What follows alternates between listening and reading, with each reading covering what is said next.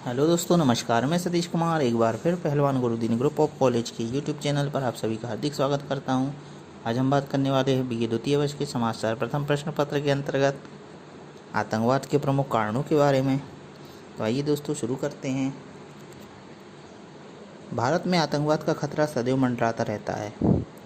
पश्चिम में पाकिस्तानी आतंकवाद, पूर्व में असम, अरुणाचल, मेघालय, मणिपुर, त्रिपुरा, नागालैंड आदि आतंकवाद के प्रभाव में हैं। उत्तर में उत्तर प्रदेश, कश्मीर, पंजाब, दक्षिण में मुंबई, महाराष्ट्र, केरल, तमिलनाडु आदि आतंकवाद से आच्छादित है। इन आतंकवादी घटनाओं के प्रमुख कारणों को हम निम्न रूप में समझ सकते हैं। भारत सरकार की आतंकवादी संबंधी नीति अत्यंत लचीली है।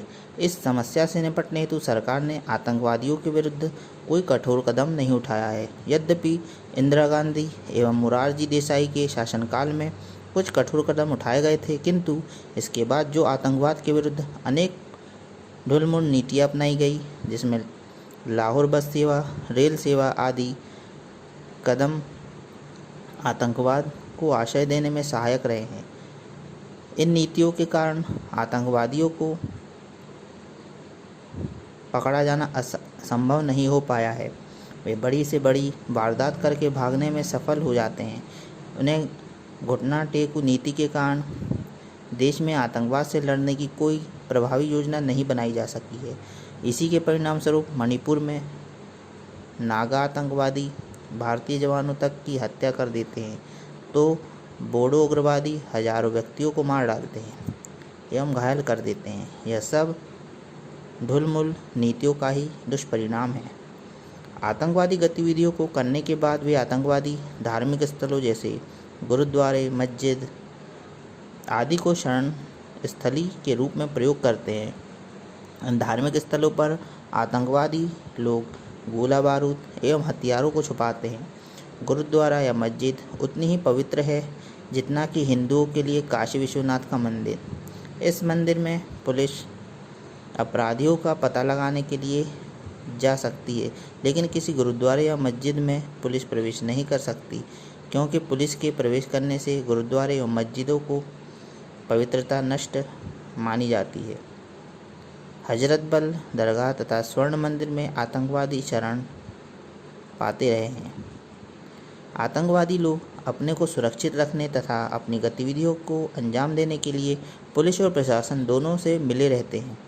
इसी कारण से आज देश का प्रशासनिक ढांचा एवं पुलिस इन आतंकवादियों के विरुद्ध कोई सख्त कार्रवाई करने में रुचि नहीं लेता।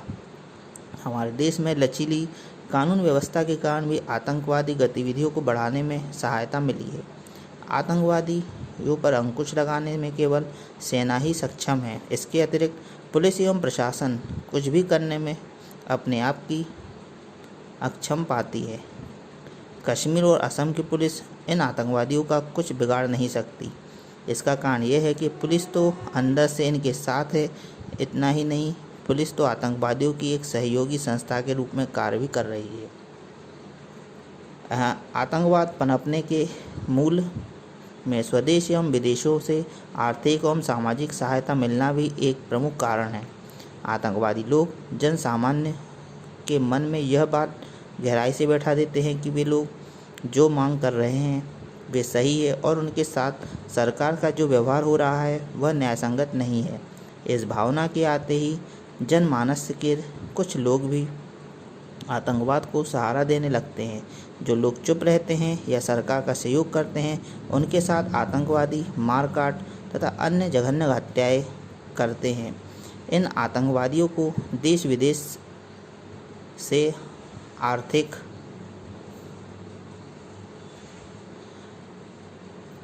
एवं हथियारों संबंधी सहायता भी मिलती है, जिससे ये दिलेरी से आतंकवादी घटनाएं करते रहते हैं। देश विदेश से सहायता लेने वालों के अपने अपने स्वार्थ होते हैं। कभी कभी राजनीतिक स्तर पर भी राजनेता अपने स्वार्थों को पूरा करने के लिए आतंकवादियों की पीठ थपथपाते हैं, तो कहीं गुपचुप समर्थन भी देते हैं। आतंकवादियों को विदेशों से भी सहायता प्राप्त होती है। पाकिस्तान भारत के साथ आतंकवादी गतिविधियों के संचालन में आर्थिक सहायता तो देता ही है, वह तो अपने देश में भी आतंकवादी गतिविधियां संचालित करने का प्रशिक्षण भी देता है। अत्याधुनिक तकनीक के विकास हो जाने से आतंकवादियों को सरलतापूर्वक घटनाएं करने में सहायता मिली है। आज आतंकवादियों के पास शक्तिशाली बम प्रक्षेपास्त्र है, उनके पास दूर तक मार करने वाली AK-47 राइफल है। एक दूसरे से संपर्क साधने हेतु मोबाइल, अन्य घातक उपकरण आतंकवादियों की भीषण घटनाएं करने में सहायक होते हैं।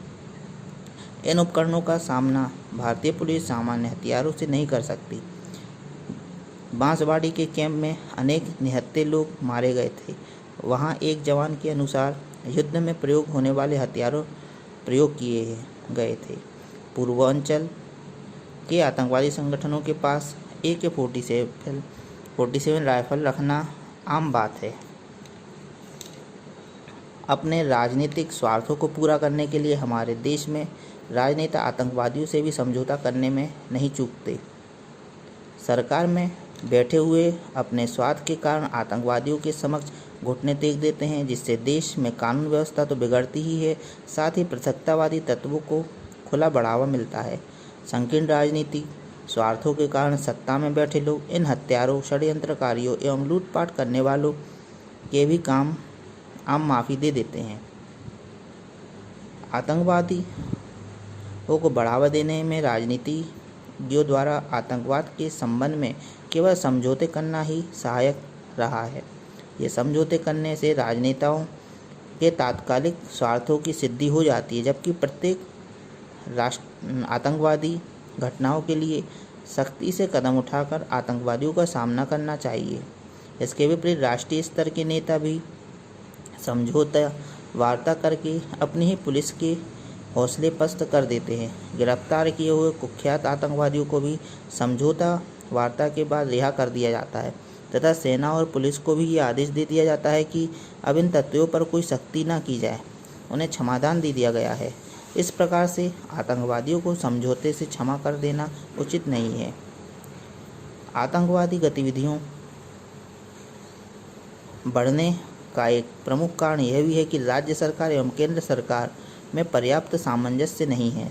केंद्र सरकार मानती है कि आतंकवाद से निपटने का कार्य केवल राज्य सरकार का है, इसलिए वह राज्य सरकार के मत्थे इन आतंकवादी घटनाओं का आरोप लगा देती है। सच तो यह है कि पूर्णतः कोई भी राज्य सरकार आतंकवादियों का सामना करने में पूर्णतः सक्षम नहीं है। अतः केंद्र सरकार की आतंकवादियों के सफाई के लिए राज्यों की भारी सहायता करनी चाहिए। भ्रष्टाचार आतंकवाद का जन्मदाता है। जब देश में समाज में भ्रष्टाचार, अन्याय, अत्याचार बढ़ जाता है और न्याय और सामाजिक मान्य मूल्यों को कहीं स्थान नहीं मिलता है, तब समाज का एक वर्ग भ्रष्टाचार और अन्याय के विरुद्ध विद्रोह कर देता है। यही विद्रोह अंत में आतंकवाद का घृणित रूप ले लेता है। पंजाब में सिख आतंकवाद, बिहार में भूमाफिया आतंकवाद, दार्जिलिंग में गोरखा आतंकवाद, असम में बोडो एवं उल्फा आतंकवाद अथवा आंध्र प्रदेश में नक्सली आतंकवाद आदि भ्रष्टाचार, अन्याय एवं शोषण के ही दुष्परिणाम है। तो दोस्तों, आज हमने चर्चा की आतंकवाद के प्रमुख कारणों के बारे में। आपको वीडियो कैसा लगा कमेंट बॉक्स में अवश्य लिखें। नए वीडियो के साथ मैं आपके समक्ष पुनः उपस्थित होऊंगा। तब तक के लिए नमस्कार, धन्यवाद।